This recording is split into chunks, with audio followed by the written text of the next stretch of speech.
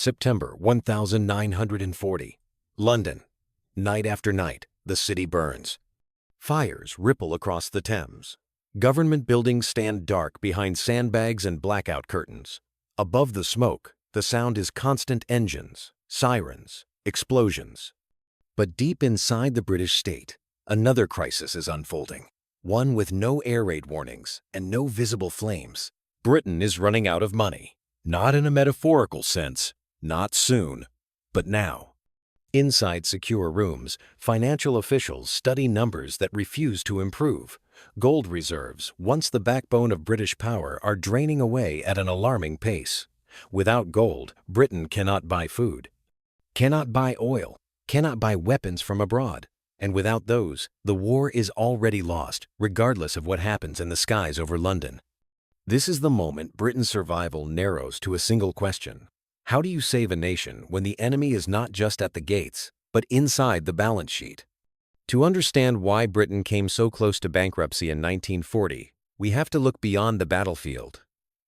War is not only fought with soldiers and aircraft, it is fought with credit, currency, and trust.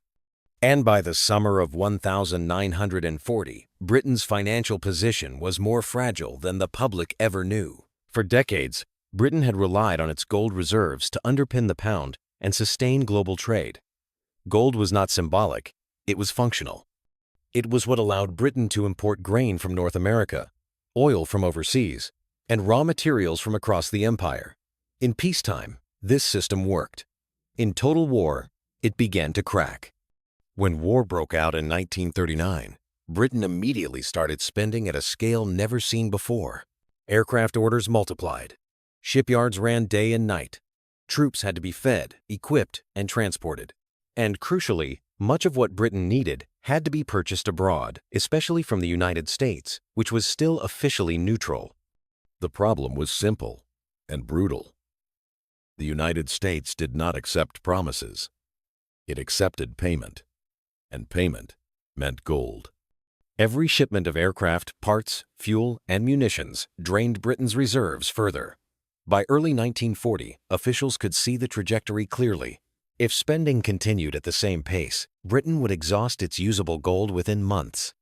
This was not theoretical. Internal memoranda warned that Britain risked losing the ability to pay for imports entirely. That scenario had a name: national insolvency during wartime. And it would be catastrophic. At the same time, the military situation worsened. France collapsed with shocking speed. British forces barely escaped continental Europe. Suddenly, Britain stood alone, facing a hostile continent, an uncertain Atlantic, and an enemy that controlled much of Europe's industrial base. The gold, still stored largely in Britain, became more than an asset. It became a vulnerability. If Britain were invaded or if ports were destroyed, the reserves could be lost or rendered unusable. Even worse, if financial confidence collapsed, the pound could fall, triggering a chain reaction across trade and credit markets. Britain would not need to be conquered to be defeated. It could simply be cut off. This is where the decision emerged quietly, urgently, and without public debate. Britain would move its gold out of reach. Not to a nearby colony, not to a European ally, but across the Atlantic, to Canada and the United States, beyond the range of enemy aircraft, submarines, and invasion forces. There, the gold could be safeguarded, pledged, and used to finance the war. The scale of the plan was extraordinary. Hundreds of tons of gold, worth billions in today's terms, would have to be transported by sea at the height of the submarine threat. Ships would sail without publicity, under heavy secrecy, carrying the financial future of the British state in their holds. This was not a gesture, it was a gamble. If the shipments were intercepted, Britain would lose more than cargo. It would lose credibility. If the operation failed, the financial collapse it was designed to prevent could arrive even faster. And yet, there was no alternative. By mid-1940, Britain's leaders understood that courage alone would not keep the country in the war. Air defenses mattered, so did morale. But without gold, without the ability to pay, Britain's resistance would become unsustainable. The first shipments were prepared under extreme secrecy. Only a small circle knew the full scale of what was being moved, or why. Even many senior officials were kept in the dark.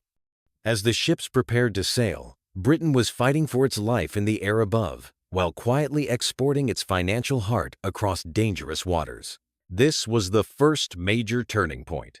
Because once Britain's gold left its shores, the war would no longer be fought on British terms alone, and the country's survival would depend not just on endurance, but on trust, debt, and a fragile lifeline across the Atlantic. And that lifeline would soon come at a price.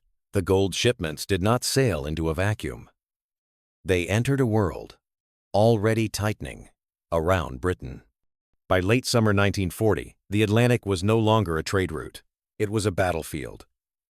Submarines hunted in coordinated packs. Merchant ships vanished without warning. Insurance rates soared. Every voyage became a calculation of risk versus survival. And yet, the gold had to move. The operation was conducted with a level of secrecy usually reserved for military intelligence. Cargo manifests were altered. Routes varied. Escorts were arranged quietly. Even dock workers often did not know what they were loading. To the outside world, these were ordinary shipments. To Britain's financial planners, they were the last line between solvency and collapse.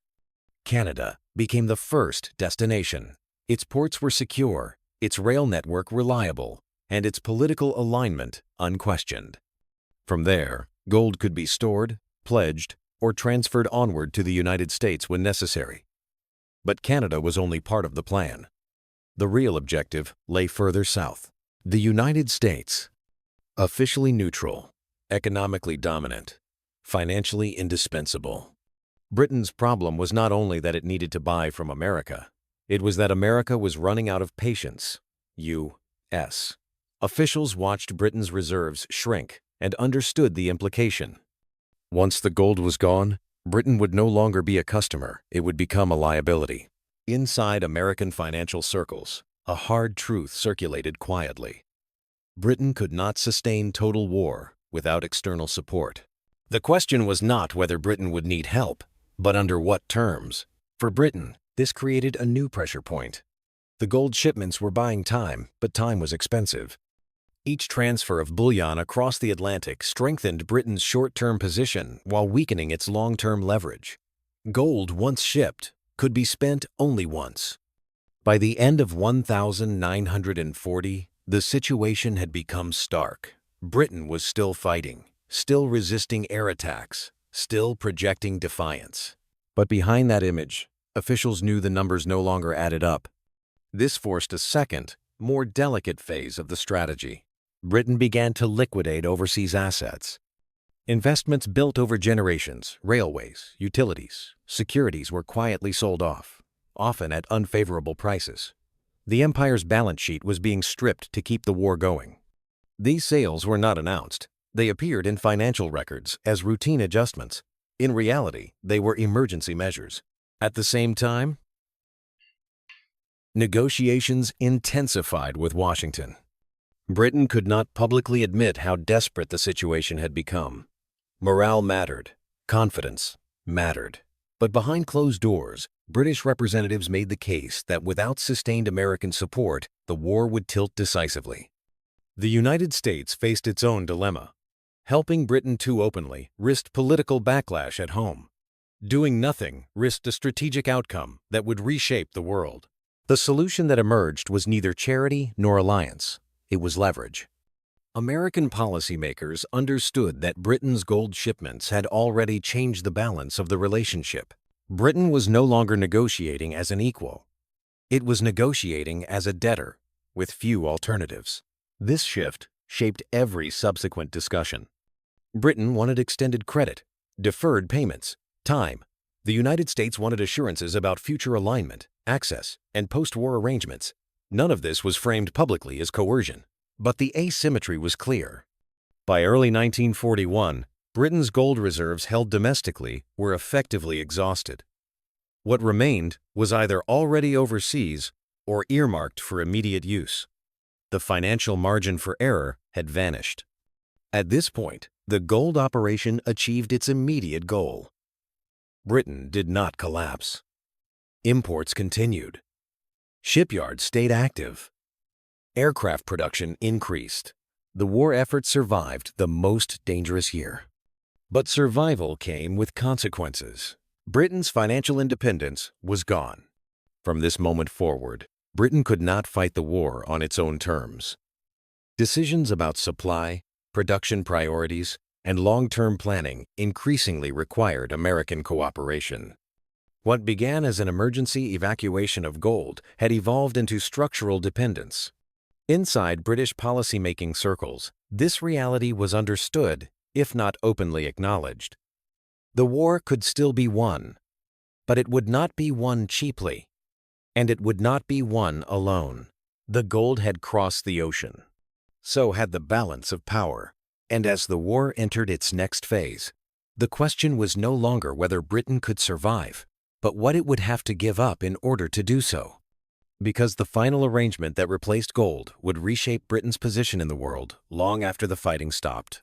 By the spring of 1941, Britain's financial position had reached its breaking point. The gold transfers had done their job, but only just. They had kept imports flowing and prevented immediate insolvency. What they had not done was solve the underlying problem. Britain was still spending more every month than it could earn.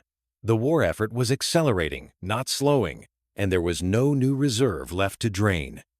Inside British financial offices, the language changed. Discussions were no longer about managing reserves. They were about survival mechanisms. The critical mistake was not running out of gold. That outcome had been foreseeable. The real danger lay in what came next. Britain had no credible way to continue paying. At this stage, the relationship with the United States hardened into something new. Britain approached Washington with a stark message, stripped of rhetoric and optimism. It could no longer pay in gold. It could no longer sell assets fast enough. Without a new arrangement, Britain would be forced to cut imports, reduce military production, and accept strategic defeat by economics rather than invasion. This was not a threat. It was an admission. For the United States, this moment clarified everything. Britain was no longer a solvent ally purchasing supplies. It was a nation at the edge of collapse, whose defeat would have consequences far beyond Europe. Yet rescuing Britain outright would entangle the United States in a war it had not officially entered. The solution that emerged was unprecedented. Instead of payment, Britain would receive supplies on credit. Not loans in the traditional sense, not gifts, but a system in which equipment, food, fuel, and raw materials would be provided now, with repayment deferred into an undefined future. This arrangement saved Britain, but it also marked the end of an era. Gold, which had underpinned British power for generations, was no longer the currency of survival. Britain had crossed a threshold from financial autonomy into dependence on another state's industrial capacity and political will. The consequences were immediate and far-reaching. British purchasing missions lost bargaining power. Production priorities increasingly aligned with American planning. Strategic decisions were no longer purely British calculations. They were joint discussions, shaped by who controlled supply. In effect, Britain's war economy became intertwined with that of the United States. This was not presented publicly as a loss. On the contrary, it was framed as partnership, as cooperation between democracies, and in military terms, it worked. Britain remained in the war. Equipment flowed. The tide slowly began to turn.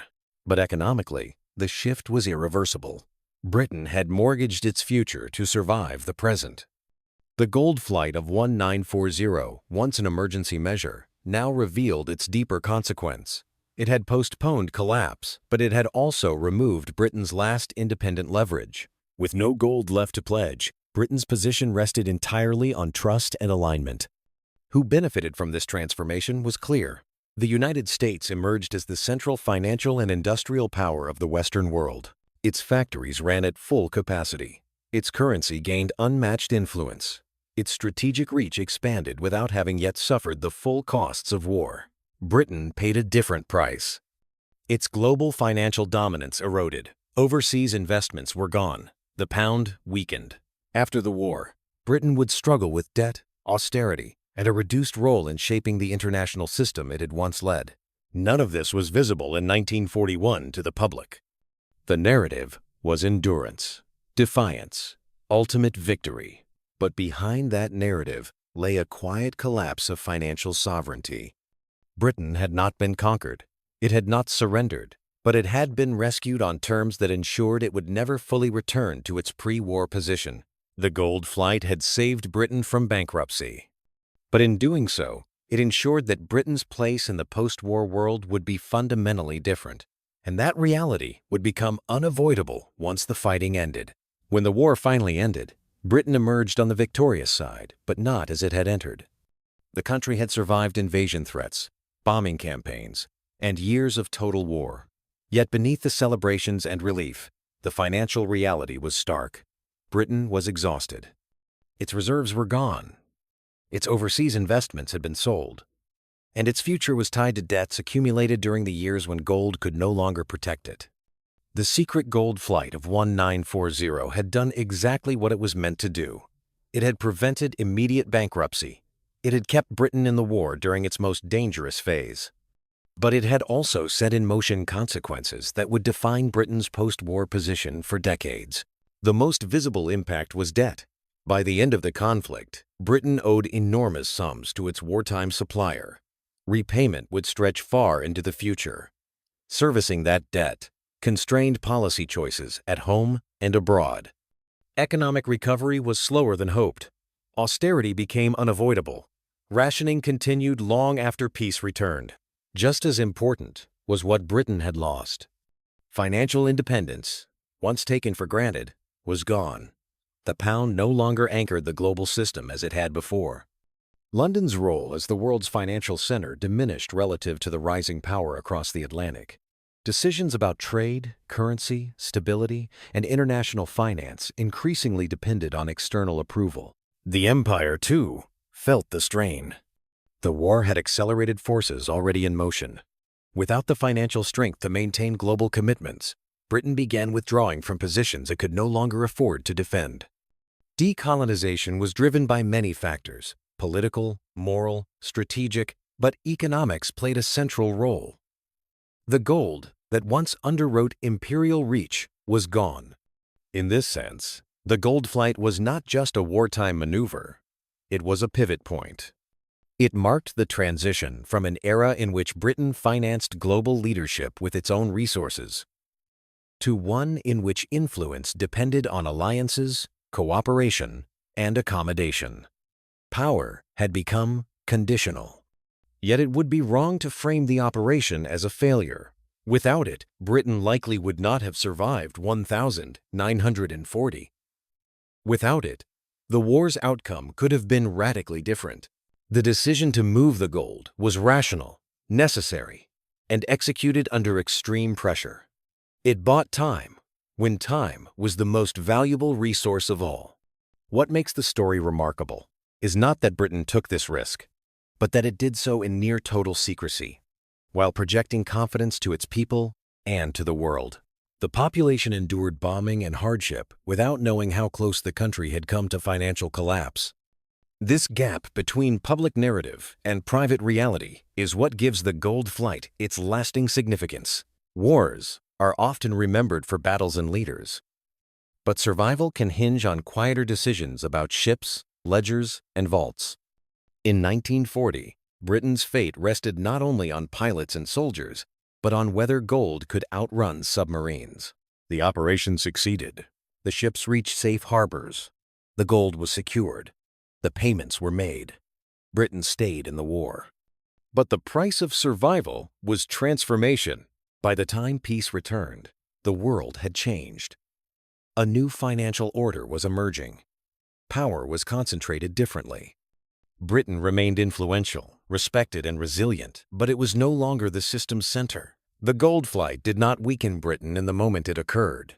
It strengthened it. What it changed was the future. It marked the moment when Britain chose survival over sovereignty, endurance over independence, a choice made in darkness, under pressure, with no guarantee of success.